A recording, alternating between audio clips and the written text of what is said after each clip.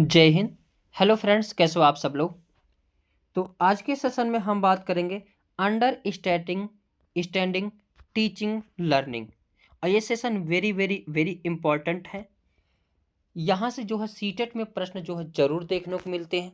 सब लोग gene पियाजे, Y goats की और इन सभी को लगातार पढ़ते हैं। और कहीं ना कहीं कुछ ऐसे ऐसे टॉपिक हैं जिनको सब लोग छोड़ देते हैं। और कहीं ना कहीं यहाँ से जो है बहुत ही सारे प्रश्न जो है पूछे जाते हैं। तो चलते हैं, स्टार्ट करते हैं, देखते हैं अधिगम क्या होता है, अधिगम कैसे होता है, अधिगम अधिगम क्या है, इनके बारे में पूरा डिटेल से जानेंगे। और एक कहीं ना कहीं जो है सीटेट के लिए जो है वेरी इंपॉर्टेंट सेशन होगा।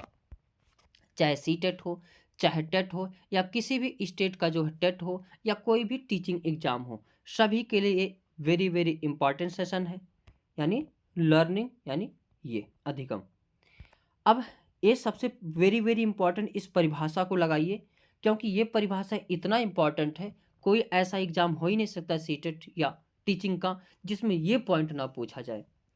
अधिगम होता क्या है? तो सिंपल सी बात है, ये कई बार प्रश्न पूछा गया, अधिगम होता क्या है। तो अधिगम जो है अनुभव द्वारा व्यवहार में अपेक्षाकृत अस्थायी परिवर्तन जो है अधिगम कहलाता है। इस चीज को ध्यान देना। अधिगम तभी कहलाएगा जब अस्थायी परिवर्तन हो। अगर अस्थायी परिवर्तन नहीं होता है तो कोई अधिगम नहीं होता है। ये परिभाषा कई बार पूछी गई है। आगे लर्निंग प्रोसेस देखेंगे, यानी जो अधिगम होता है उसका प्रोसेस क्या है उसके बारे में देखेंगे। हर एक लाइन जो इसमें लिखा गया है वेरी वेरी इंपॉर्टेंट लाइन है, इस चीज़ को ध्यान रखना। अधिगम जन्म से लेकर मृत्यु तक चलने वाली प्रक्रिया है। तो अधिगम क्या है? जन्म से लेकर मृत्यु तक चलने वाली एक प्रक्रिया है। यानी बच्चा जब गर्भ में होता है तब भी सीखता है, जब शिशु बाहर आता है तब भी सीखता है, जब मरने तक वो क्या करता है, सीखता रहता है। जैसे जब बच्चा गर्भ में रहता है, सब लोग कहते हैं जिस प्रकार मम्मी पापा की जो है बिहेवियर रहेगा, जिस प्रकार मम्मी की मेंटल एबिलिटी रहेगी, ठीक उसी प्रकार बच्चे का जो है विकास होगा। और जब बच्चा जन्म ले लेगा, जिस वातावरण में रहेगा, तो जैसा उसका वातावरण रहेगा उसी प्रकार उसका विकास होगा। यानी अगर हिंदू परिवार का बच्चा है तो हिंदू जैसा रहेगा, मुस्लिम परिवार का तो मुस्लिम जैसा। यानी जिस समाज में बच्चा रहेगा बिल्कुल उसी प्रकार से वह क्या करेगा, सीखेगा, अधिगम करेगा। अधिगम मुख्य रूप से एक सामाजिक प्रक्रिया है। यानी बच्चा जो है, या अधिगम क्या है, एक प्रकार का सामाजिक प्रक्रिया है। यानी जैसे समाज में प्रक्रिया है, जिस जिस समाज में बच्चा रहेगा ठीक उसी प्रकार उसका जो है अधिगम होगा। हिंदी भाषी में है तो हिंदी भाषा का विकास होगा, इंग्लिश भाषा में है तो इंग्लिश भाषा का विकास होगा, उर्दू भाषा में तो उर्दू भाषा का विकास होगा। सीखना अनुकूल की प्रक्रिया, अनुकूलन की प्रक्रिया यानी अडॉप्टेशन है। अब सीखना जो है इसलिए अनुकूलन है, यदि सीख रहे हो, यानी जैसे कोई बच्चा है वह कोई भी काम किया और वो अच्छा काम कर दिया, खोज का काम कर दिया, तो उसको पुरस्कार मिलेगा, शाबाशी मिलेगा। जहाँ से सब लोग आएंगे उसको जो है शाबाशी देंगे। तो कहीं ना कहीं उसके अंदर जो अनुकूल की भावना होगी तो उसको और बढ़िया से करने का प्रयास करेगा, उसमें और चीज़ सीखेगा। लेकिन अगर कोई काम ऐसा कर दिया जो सामाजिक रूप से नैतिक नहीं, यानी अनैतिक है, तो बच्चा जो उसके को जो है तब उसको बच्चे को डांट पड़ेगी, फटकार पड़ेगी, लात पड़ेगी, मार पड़ेगी, तो वह बच्चा उस चीज़ को क्या करेगा, छोड़ देगा, नहीं सीखेगा। सीखना सार्वभौमिक है। सार्वभौमिक यानी यूनिवर्सल है। अब सार्वभौमिक इसलिए है, अगर कहीं ना कहीं आप सभी लोग जा रहे हो तो कुछ ना कुछ सीखते रहेंगे। अगर रोड पे हो तो बोर्ड लिखा रहेगा, वहाँ कुछ सीखने को मिलेगा। जंगल में जा रहे हो वहाँ भी बंदर, सब चीज़, जानवर हैं, पशु पक्षी हैं, वहाँ भी कुछ ना कुछ सीखने को मिलेगा। अकेले बैठे हो तब भी मन में एक से एक विचार आएंगे, वहाँ भी सीखने को मिलेगा। किसी के साथ हो वहाँ भी कुछ ना कुछ सीखने को मिलेगा। अगर कोई तुम्हें छोड़ दिया तब भी सीखने को मिलेगा, पास आ गया तब भी सीखने को मिलेगा। तो कहीं ना कहीं जो है हमेशा कुछ ना कुछ जो है सीखने को मिलता ही रहता है। इसलिए क्या है, सीखना एक सार्वभौमिक है। सीखना एक मानसिक प्रक्रिया है। अब अगर हमारा मानसिक जो है सही नहीं, यानी मेंटल सही नहीं है, तो हम किसी भी चीज़ को सीख नहीं पाएंगे। जैसे कोई पागल है, उसको कितना भी सिखा दिया जाए वो कभी नहीं सीखेगा। तो सीखने के लिए कहीं ना कहीं मानसिक प्रक्रिया है, मानसिक होनी चाहिए। मेंटल एबिलिटी होनी चाहिए, तो वह क्या है, सीख सकता है। अब कोई विद्वान लड़का हो, उसको एक बार पढ़ा देंगे वो तुरंत पढ़ लेगा, सीख जाएगा। और कोई वहीं पागल हो, उसको पढ़ाते रहो, कभी नहीं सीखेगा। तो कहीं ना कहीं सीखना क्या है, एक मानसिक प्रक्रिया है। अधिगम एक जटिल प्रक्रिया है, यानी कॉम्प्लेक्स प्रोसेस है, जिसमें लर्नर्स की एक्टिव इंगेजमेंट की ज़रूरत होती है। अब अधिगम एक प्रकार की जटिल प्रक्रिया, अब हम कितना भी सिखाते रहें, जब तक आप सभी लोग सीखने के लिए तैयार नहीं होंगे, तब तक कभी भी आप सभी लोग सीख नहीं सकते हो। हम भले कितना भी पढ़ाएं, यही आएगा, यही क्वेश्चन आएगा, यही प्रश्न में आएगा, पढ़ लो बेटा पढ़ लो, इसको याद कर लो, आप लोग कभी याद नहीं करोगे जब तक जो है अपने अंदर से तैयार नहीं होगे। हाँ, ये क्वेश्चन पूछे जाते हैं, और शंका हो तो जाके PYQ हल कर लो, अधिगम चैप्टर खोल लो, सारे पॉइंट, हर एक डिट्टो पॉइंट मिलेंगे, तब आप सभी लोग को मस्तिष्क में आएगा, हाँ सर जी ठीक पढ़ा रहे हैं। तब क्या करोगे, इस चीज़ को सीखोगे। अगर एक बार मैं बोल दूंगा इसको बच्चा पढ़ लेना, तो धड़ाक से पढ़ लोगे, क्योंकि पूरा क्या है, मेरे ऊपर विश्वास हो जाएगा। तो कहीं ना कहीं जो है अधिगम करने के लिए एक जटिल प्रक्रिया है, कहीं ना कहीं इसमें अधिगमकर्ता को जो है एक्टिव होना पड़ेगा। और इतना तो आप सभी लोग श्योर रहिए कि जितने भी यहाँ पे टाइप या वीडियो पढ़ेंगे, सब वेरी वेरी इंपॉर्टेंट है, हर एक पॉइंट से जो आपको क्वेश्चन देखने को मिलेगा। आगे, अधिगम प्रक्रिया यानी लर्निंग प्रोसेस में एरर्स, मिस्टेक और मिसकंसेप्शन जो है होना प्रासंगिक यानी रिलेवेंट है। यानी अगर कोई भी बच्चा गलती नहीं कर रहा है, यानी वह कुछ नहीं सीख रहा है। यानी गलती करना एक अच्छी बात है। अगर बच्चा गलती कर रहा है सीखने में, तो यानी वो बच्चा का मेंटल एबिलिटी ठीक है, बच्चा ठीक से कर रहा है। और अगर वो कुछ सीख नहीं रहा, यानी कोई गलती नहीं कर रहा, तो कुछ नहीं सीख रहा है। तो सीखना एक प्रकार का क्या है, होना प्रासंगिक बात है। एरर्स होना यानी जो है गलती होना, मिस्टेक होना, मिसकंसेप्शन होना, ये सब जो एक जाहिर सी बात है। यानी अधिगम प्रक्रिया में एरर्स, मिस्टेक और मिसकंसेप्शन एक पॉजिटिव वर्ड है। अब जैसे आप सभी लोग अगर क्लास ले रहे हो, किसी बच्चे से पूछे 2 चौके कितना होता, बच्चा बोला 10, तो आप लोग सोचेंगे कहीं ना कहीं इसके गुणा करने में दिक्कत है, इसको पहाड़ा याद नहीं है। तो इससे जो है गलती से पता चलता है बच्चा कहाँ पे गलती कर रहा है। तो एरर्स को आप सभी लोग अगर बच्चा गलती कर रहा है तो कभी भी डांटना नहीं है। अगर उससे गलती हो रहा या तो इसको क्या माना जाता है, एक जो है जाहिर सी बात अधिगम में होगा।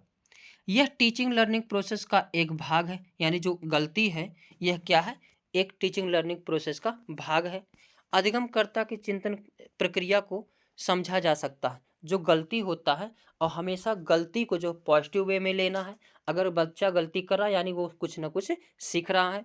बच्चे की गलती से पता चलता है बच्चे की चिंतन प्रक्रिया क्या है, तो टीचर उसमें क्या करता है, सुधार कर देता है। आगे, बच्चों द्वारा होने वाली एरर्स बच्चों और वयस्कों के चिंतन में गुणात्मक भिन्नता को भी बताती है। तो बच्चों में जो एरर्स होती है, वयस्कों में जो होती है, उसमें क्या होती है, गुणात्मक भिन्नता पाई जाती है। आगे देखेंगे, अधिगम को प्रभावित करने वाले कारक क्या है। अधिगम को प्रभावित करने वाले कारक वेरी वेरी इंपॉर्टेंट, इसको लगाइए। पहला, स्टूडेंट से रिलेटेड, यानी जो अधिगम, अगर स्टूडेंट तैयार है बिल्कुल सीखने के लिए, मेंटल एबिलिटी ठीक है, वह जिस एज में है उसी एज के अनुसार पढ़ाया जा रहा है, तो कहीं ना कहीं जो है यह अधिगम को प्रभावित करता है। फिजिकल डेवलपमेंट, यानी जो बच्चे की फिजिकल है, यानी अगर कोई ग्राफ बनाना है और पूरा शरीर सही है, विकलांग नहीं है, तो बच्चा आसानी से कर लेगा, सीख लेगा। मेंटल डेवलपमेंट, यानी बच्चे के मानसिक विकास होना बहुत ज़रूरी है। अगर मानसिक विकास अच्छे से है तो बच्चा जो है अधिगम को सीख पाएगा। इंटरेस्ट भी वेरी वेरी इंपॉर्टेंट है। हम दुनिया की चीज़ें आप सभी को दे दें, सिखा दें, सिखाने का प्रयास करें, लेकिन जब तक आप लोग इसमें इंटरेस्ट नहीं लेंगे, तब तक दुनिया की कोई ताकत जो है नहीं सिखा सकती। कहीं ना कहीं इंटरेस्ट होना ज़रूरी है। इंटेलिजेंस लेवल या मेंटल एबिलिटी, अब सीखने के लिए इंटेलिजेंस जो है लेवल होना चाहिए। अब कोई बच्चा दूसरी क्लास में उसको इंटर का मैथ लगवाएंगे तो लगा पाएगा, नहीं लगा पाएगा। तो कहीं ना कहीं जो है मेंटल एबिलिटी जो है होनी चाहिए। और इंटेलिजेंस यानी बच्चे के लेवल के अनुसार, जो जैसे अब ये बच्चा है, इसको 1-2 क्लास में होगा तो इस हिसाब से इसको पढ़ाया जाए। मोटिवेशन लेवल, यानी जो बच्चा अगर कोई भी बच्चा डीमोटिवेट हो गया तो इसका कितना भी आप मोटिवेट कर लो वो सीख ही नहीं सकता। तो कहीं ना कहीं मोटिवेशन भी जो बच्चों जो है अधिगम को प्रभावित करती है। इमोशन, बच्चों की इमोशन क्या है, क्रोध वाली है, गुस्सा वाली, प्रेम वाली, प्यार वाली, कौन सी है? तो इमोशन भी जो अधिगम को प्रभावित करती है। अब जैसे अगर कोई टीचर पढ़ा रहा है और बच्चा उस टीचर को घृणा रूप से देखता है तो बच्चा कभी नहीं सीखेगा। और बच्चा अगर प्रेम से टीचर से बातें करता, प्रेम से रहता है, टीचर की हर बातों को सुनता है तो कहीं ना कहीं बच्चा बहुत तेजी से उस चीज को सीखेगा। आप सभी लोग अपने लाइफ में देखे होंगे, हर क्लास में एक बच्चा जो है टीचर का जो फेवरेट होता है और कहीं ना कहीं वो बच्चा जो है हाई लेवल का होता है, पढ़ने में ठीक ठाक होता है। आगे, पॉजिटिव इमोशंस, यानी टीचर के प्रति जैसा भाव बच्चा रखेगा उसी प्रकार सीखेगा। अगर पॉजिटिव चीज़ें रखता है तो बच्चा हर चीज़ टीचर की बातें मानेगा, और टीचर कोई बातें समझाएगा तो बच्चा उसको फटाक से पकड़ेगा। वही कहा गया ना, प्यार में जो है नाक की जो है नेगेटिव भी झुलनी लगती है। तो यही चीज़ें हैं कि अगर आपका जो है इमोशन अच्छा है, आशा अच्छा है, हर्ष में हो, स्नेह भरा है, तो हर चीज़ की उसकी बातें को गेस करोगे। जैसे हमारे खान सर हैं, खान सर अगर अगर कुछ भी बोलते हैं सब लोग फटा जो उनको तुरंत एक्सेप्ट कर लेते हैं, बातों को सुनते हैं। हमारे सचिन सर फेवरेट सर हैं, वो भी जो भी बातें बताते हैं बिल्कुल सब लोग सुनते हैं, मानते हैं। निगेटिव मीन्स, जो अगर कहीं ना कहीं बच्चा जो है किसी टीचर के प्रति निगेटिव भाव रखता है, यानी गलत सोच रखता है, तो वह कभी भी जो है, जैसे निगेटिव भाव में डर हो गया, चिंता हो गया, बोरियत हो गया, अब हम क्लास को ले रहे हैं, डर का भाव है आपके अंदर तो कभी नहीं सीख पाओगे। चिंता है, चिंता का भाव विकसित होगा, कभी नहीं सीख पाओगे। बोरियत लग रहा है किसी के क्लास में तो उस क्लास को कभी नहीं सीख पाओगे। कहीं ना कहीं ये भी अधिगम को प्रभावित करता है। मैच्योरिटी, यानी बच्चे जो है कहीं ना कहीं मैच्योरिटी होनी चाहिए। अब छोटा बालक है, कुछ कुछ चीज़ों को नहीं समझ पाएगा, अब बड़ा बालक है, कुछ कुछ चीज़ों को आसानी समझ पाएगा। तो मैच्योरिटी भी जो अधिगम को प्रभावित करती है। जो सांस्कृतिक संदर्भ, यानी जो संस्कृति है, जैसे हिंदू भाषी अगर हिंदू बालक है तो उसको मुस्लिम की शिक्षा दी जाए तो थोड़ा सा उसको अटपट लगेगा, वो उसको ग्रहण नहीं कर पाएगा। अगर वही मुस्लिम बालक हो उसको हिंदू वाला दिया जाए तो उसको नहीं ग्रहण कर पाएगा। तो कहीं ना कहीं सांस्कृतिक संदर्भ भी जो उसको क्या करता है, अधिगम को प्रभावित करता है। आगे, दूसरा पॉइंट टीचर से रिलेटेड, यानी टीचर की भी क्या पॉसिबिलिटी होनी चाहिए, यहाँ से भी क्वेश्चन पूछे जाते हैं। पहला, विषय का ज्ञान होना। अब कोई टीचर हो, वह जिस भी विषय का हो उसको उस विषय का पूरा ज्ञान होना चाहिए। कहीं ना कहीं अब अगर उस विषय का उसे ज्ञान नहीं है तो वह जो शिक्षा को दे नहीं पाएगा। इंडिविजुअल डिफरेंस का ज्ञान, यानी टीचर को हर बच्चे का कैसी जो समझ है, कैसी जो उनमें बदलाव है, हर बच्चे में क्या गुण है, उसको जानना बहुत जरूरी है। क्योंकि हर बच्चे की मेंटल एबिलिटी अलग अलग होती है, हर बच्चे की भावना अलग अलग होती है, तो भावना को समझना बहुत ही जरूरी होता है। अगर भावना को समझ कर क्लास दिया जा रहा हो तो बच्चा जो आसानी से उसको ग्रहण कर पाएगा, समझ पाएगा। कहीं ना कहीं अगर किसी भी जो है भावना का समझना बहुत ही इंपॉर्टेंट है। अगर लाइफ में भावना मतलब विचार, अब बच्चे का विचार क्या है, उस चीज़ को समझ पा रहा कि नहीं। जो चेहरे की रौनक होती है, अगर कहा जाता है चेहरे पर हर चीज़ झलकता है, बच्चा क्या सोच रहा है, बच्चा क्या करना चाहता है, हर चीज़ चेहरे पर झलकता है। तो कहीं ना कहीं जो है इंडिविजुअल डिफरेंस का ज्ञान होना चाहिए टीचर को। चाइल्ड सेंटर्ड पर फोकस होना चाहिए। कहीं ना कहीं टीचर को ये हमेशा पता होना चाहिए कि जो कुछ भी पढ़ाना है बच्चों के थ्रू हमको पढ़ाना है, यानी बच्चों को सेंटर में रखकर पढ़ाना है। यानी बच्चे की जैसी मेंटल एबिलिटी हो, बच्चा जैसा ग्रहण कर पाता हो, बच्चे जैसे भावना रखते हो, ठीक उसी प्रकार जो हमको ज्ञान देना है, यानी चाइल्ड सेंटर्ड पर फोकस होना चाहिए। एक्टिव एंड इंटरेस्ट, अब कोई भी टीचर, कुछ कुछ टीचर को देखोगे आएंगे पढ़ाने और मस्त से नींद में पढ़ाएंगे। हाँ बच्चों पढ़ लो, आज हम ये पढ़ाएंगे, आज हम ये पढ़ाते हुए आगे बढ़ेंगे। हाँ तो बच्चों पढ़े। हाँ तो अरे क्या बताऊं, आज मैं नींद में था। हाँ तो पढ़ो बच्चों, किताब निकालो पढ़ो। तो ये क्या है, नींद आ रही है, नींद यानी टीचर इंटरेस्ट ले ही नहीं रहा है। और ये चीज़ जानते रहना, टीचर की सारी चीज़ें जो बच्चा लेता है, और कहीं ना कहीं अगर टीचर नींद में है तो बच्चा भी नहीं, हाँ सर जी पढ़ाइए, हम भी नींद में हैं, क्या गुरु। तो कहीं ना कहीं टीचर को कैसा होना चाहिए, एक्टिव होना चाहिए, इंटरेस्ट लेना चाहिए। अब कोई टीचर बिना इंटरेस्ट के पढ़ा रहा, हाँ बच्चों पढ़ लो, 2 दूना 4 होता है, 4 दूनी 8 होता है, तो बच्चा भी कहेगा हाँ गुरुजी 4 होता है, हाँ गुरुजी 8 होता है। तो अगर टीचर इंटरेस्ट नहीं लेके पढ़ा रहा तो बच्चा भी उस चीज़ को नहीं सीखेगा। तो कहीं ना कहीं टीचर को हमेशा एक्टिव होकर पढ़ाना और इंटरेस्ट लेकर, क्योंकि अधिगम तभी हो सकता है जब दोनों लोग एक्टिव हों, यानी टीचर भी और स्टूडेंट भी एक्टिव हो, तभी हो सकता है। आगे, गुड टीचिंग मेथड, यानी मेथड अच्छा होना चाहिए पढ़ाने का।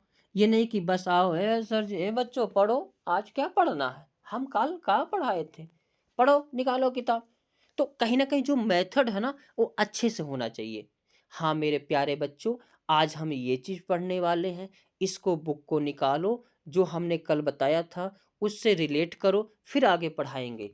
तो ऐसा मेथड होना चाहिए, यानी गुड टीचिंग मेथड्स होना चाहिए, यानी टीचर को जो पता होना चाहिए कि किस मेथड का प्रयोग करें जिससे बच्चे आसानी से सीख सकें। पेडागोजिकल अप्रोच, यानी शिक्षा शास्त्री उपागम, यानी टीचर को जो है शिक्षा शास्त्री उपागम का जानकारी होना चाहिए, जिससे पेडागोजी से ये होता है बच्चे की भावनाओं को समझ में आता है, बच्चे को किस चीज़ में इंटरेस्ट ले रहे हैं या इंटरेस्ट नहीं ले रहे हैं, इन सब की समझ जो होना आवश्यक है।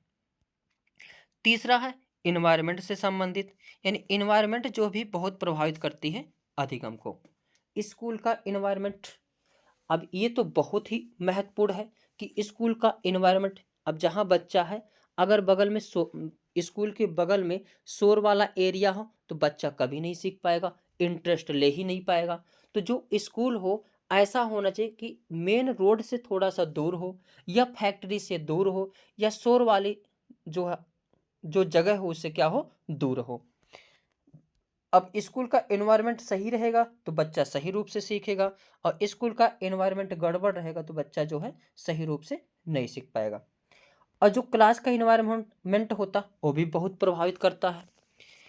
अब क्लास का एनवायरनमेंट अगर सहयोगात्मक है, यानी एक दूसरे का सहयोग करते हुए बच्चे सीख रहा है, शिक्षण कार्य हो रहा है, एक दूसरे का मदद कर रहे हैं सवाल लगाने में, बोलने में और समझने में, तो कहीं ना कहीं जो सहयोगात्मक का भाव होना ये भी अधिगम को प्रभावित करता है। सकारात्मक होना, यानी अगर क्लास का एनवायरनमेंट जो है सकारात्मक नहीं है, यानी नकारात्मक, तो बच्चा कभी नहीं सीख पाएगा। कोई उधर से शोर कर रहा, कोई उधर से कर रहा, कोई उधर से कर रहा, तो कोई बच्चा सीख नहीं पाएगा। तो कहीं ना कहीं क्लास जो है कैसा होना चाहिए, सहयोगात्मक होना चाहिए, यानी कोलाबोरेटिव होना चाहिए, और सकारात्मक होना, यानी को ऑपरेशन होना चाहिए। फैमिली का इन्वायरमेंट भी अधिगम को प्रभावित करता है। अब बच्चा कितना भी पढ़ के स्कूल से आए, कितने भी बढ़िया कॉलेज में पढ़े, आए घर पे तो उसका मम्मी पापा हमेशा लड़ाई करते रहते हैं, उसके मम्मी पापा डिस्टर्ब आपस में रहते हैं, तो बच्चा कभी भी इस चीज़ों को सीख नहीं पाएगा। कहीं ना कहीं फैमिली का जो इन्वायरमेंट होता है वो भी अधिगम को जो है प्रभावित करता है। अब कोई बच्चा स्कूल से पढ़ के घर आए, अब घर में भी मम्मी पापा पढ़ाने वाले हैं, तो बच्चों को पढ़ाने लगे तो वो बच्चा कहाँ होगा, बहुत ज़्यादा जो है तेज हो जाएगा, यानी अच्छा रहेगा। अब आगे देखते हैं important point, very very important ये भी है पॉइंट है, सभी पॉइंट को एक एक पॉइंट को देखना है। स्कूल में अधिगम में परिवेश से सहभागिता द्वारा कौशलों, स्किल्स और ज्ञान का अर्जन पर अधिक बल देना चाहिए। यानी जो है स्कूल में अधिगम में सहभागिता द्वारा जो कौशल यानी स्किल्स है और ज्ञान का अर्जन है उस पर अधिक बल देना चाहिए, यानी सहयोगात्मक रूप से सीखने का पर बल देना चाहिए। कहीं ना कहीं कौशल के विकास पर ध्यान देना चाहिए। कहीं ना कहीं जो ज्ञान का अर्जन कराना है मुख्य रूप से उसका कार्य हो पा रहा कि नहीं उसको ध्यान देना है। सार सार्थक अधिगम यानी मीनिंगफुल लर्निंग में एक समस्या पर विविध तरीकों से विचार करने के लिए प्रोत्साहित करना, यानी इनकरेजिंग करना चाहिए। यानी अगर जो है अधिगम हो रहा है और उसमें कोई समस्या आ जा रही है तो उस समस्या को हल करने के लिए विविध तरीकों से विचार करना चाहिए। उस समस्या को हल करने के लिए कई सारे रूप से प्रोत्साहित करना चाहिए कि इसको बच्चे इस तरफ से हल कर सकते हैं, इसको इस तरफ से हल कर सकते हैं। डिमोटिवेट कभी नहीं करना, प्रोत्साहित करना है। आगे, अधिगम अधिक सार्थक और प्रभावशाली होता है अगर वह मुख्यतः स्वनिर्देशित जो है हो। यानी अगर कोई भी चीज़ हो, अकेले सीख रहे हो, यानी स्वरूप से सीख रहे हो, जबरदस्ती नहीं सीख रहे हो, मन से सीख रहे हो, तो कहीं ना कहीं वह जो सार्थक होता है और प्रभावशाली होता है। जैसे अगर बच्चे को कोई काम दे दिया जाए, वह अपने से बच्चा उस काम को करे, तो कहीं ना कहीं बच्चा उस चीज़ को और अच्छे से क्या करेगा, सीखेगा। सार्थक अधिगम मीनिंगफुल में विश्लेषण, समालोचनात्मक सोच और समस्या समाधान यानी analysis, critical thinking and problem solving की प्रक्रियाएं शामिल हैं। सार्थक अधिगम क्या होता है? तो सार्थक अधिगम में जो है समालोचनात्मक सोच, यानी समालोचना सोच होनी चाहिए, यानी हर चीज़ के प्रति हर प्रकार से सोच होना चाहिए, क्या गलत है, क्या सही है, कैसे करें, कैसे ना करें। समस्या समाधान, यानी अगर ये समस्या आ गई तो इसको हम लोग कैसे हल करेंगे, इस पर आधारित होनी चाहिए। प्रारंभिक कक्षाओं में शिक्षण अधिगम प्रक्रिया के लिए करके सीखना यानी लर्निंग बाय डूइंग, अगर एनसीएफ 2005 पढ़ाएंगे वहाँ भी जो है जो है लर्निंग बाय डूइंग पर जो है बहुत ही जो है बल दिया गया है। क्योंकि लर्निंग बाय डूइंग यानी करके सीखना जो है, अपने आप में जो भी चीज़ें सीखा जाता है वह कहीं ना कहीं जो है हमेशा के लिए हो जाता है, सदा के लिए हो जाता है। अधिगम के लिए विद्यालय के सामाजिक अवसरों में भागीदारी महत्वपूर्ण है। यानी जो अधिगम होता है, अधिगम में कहीं ना कहीं सामाजिक भागीदारी जो क्या करना है, महत्वपूर्ण होता है, उसको जरूर शामिल करना चाहिए। आगे, यह एक लक्ष्य उद्देश्य आधारित प्रक्रिया है। यानी जो अधिगम है कहीं ना कहीं एक उद्देश्य होता है, एक लक्ष्य होता है। अब आम भाषा में अगर समाज में देखेंगे, पढ़ने का मतलब जॉब पाना है। हालांकि पढ़ने का मतलब केवल जॉब नहीं होना चाहिए, पढ़ाई से मतलब ये हो जाता है कहीं ना कहीं समाज में रहना, सामाजिक चीज़ों को करना, ये सब चीज़ें जो है समझ में आ जाता है। पढ़ना का मतलब केवल जो है नौकरी नहीं होना चाहिए, लेकिन जो कोई ना कोई लक्ष्य या उद्देश्य होना चाहिए। अनलर्निंग भी एक लर्निंग का एक पार्ट है। अगर कुछ नहीं सीख रहे हो फिर भी सीखने का पार्ट है, हमेशा कुछ ना कुछ सीखते रहोगे। आगे देखते हैं, अधिगम वक्र वेरी वेरी इंपॉर्टेंट लगा ये इसमें। अधिगम वक्र से बहुत सारे प्रश्न जो है पूछे जाते हैं, यानी कर्व्स ऑफ लर्निंग। जब अधिगम की मात्रा, प्रभाव तथा क्षमता आदि को किसी माध्यम यानी ग्राफ या आरेख से प्रदर्शित किया जाता है तो वह अधिगम वक्र कहलाता है। इस डिफिनीशन को वेरी वेरी इंपॉर्टेंट लगाइए, क्योंकि ये डिफिनीशन भी जो है कई बार प्रश्न में जो है पूछे गए हैं। जब अधिगम की मात्रा, प्रभाव, क्षमता आदि को किसी माध्यम यानी ग्राफ या आरेख से प्रदर्शित किया जाता है तो वह अधिगम क्या कहलाता है? अधिगम वक्र कहलाता है। इसमें अधिगम की न्यूनता, अधिकता एवं शून्य की स्थिति को व्यक्त की जाती है। यानी वक्र से पता चलता है कि अधिगम शून्य हो रहा या अधिगम अधिकतम हो रहा या अधिकतम जो अधिगम न्यूनतम हो रहा। अधिगम वक्र कितने प्रकार के होते हैं? 4 प्रकार के होते हैं। वेरी वेरी इंपॉर्टेंट लगाइए इसको। तो अधिगम कितने प्रकार के होते हैं? 4 प्रकार से। पहला क्या है? सरल रेखी वक्र। क्या है? सरल रेखी वक्र यानी स्ट्रेट लाइन ऑफ कर्व। इसमें सीखने की गति एक समान होती है, यानी सीखने की गति और अभ्यास, और ये एक सीधी रेखा है तो इसमें क्या होता है, सीखने की गति जो है एक समान होती है। यानी कोई भी बालक जिस क्लास में बढ़ रहा उस हिसाब से वो चीज़ों को सीख रहा है, तो यह क्या होते हैं? सरल रेखी वक्र होता है। एक होता है उन्नतोदर वक्र यानी एलिवेशन कर्व्स। इसमें सीखने की गति शुरू में तेज होती है और उच्चतम बिंदु पर पहुंचने के बाद सीखने की गति धीमी होना शुरू हो जाती है। यह क्या होता है? उन्नतोदर वक्र। यानी ऐसे अधिगम जब एक बार बहुत उच्च तक जाते हैं फिर उसके बाद डाउन हो जाते हैं। जैसे कभी कभी आप अपने दोस्तों को देखेंगे, कुछ दोस्त ऐसे होते हैं जो शुरू में पढ़ने में बहुत तेज थे, लेकिन कुछ दिन बाद जो है उनको ऐसी हवा लगी कि उनका जो अधिगम वक्र डाउन हो गया। तो ये वाला अधिगम वक्र क्या कहलाता है? उन्नतोदर वक्र कहलाता है। एक होता है नतोदर वक्र। क्या है? नतोदर वक्र यानी कॉन्केव लर्निंग कर्व। इसमें शुरू में सीखने की गति धीमी हो जाती है, लेकिन धीरे धीरे सीखने की गति तेज होना शुरू होती है और वह उच्चतम स्तर की ओर बढ़ती है। नतोदर अधिगम वक्र में क्या होता है, जैसे कोई बालक है, पहले वह बहुत कम पढ़ने लिखने में था, यानी 1-2 क्लास में वो बहुत कम जानता था, पढ़ ही नहीं पाता था। लेकिन उसका विकास धीरे धीरे जो है उसके विकास अधिगम में तिरुपना आई, यानी उसके विकास में जो वृद्धि होती चली गई।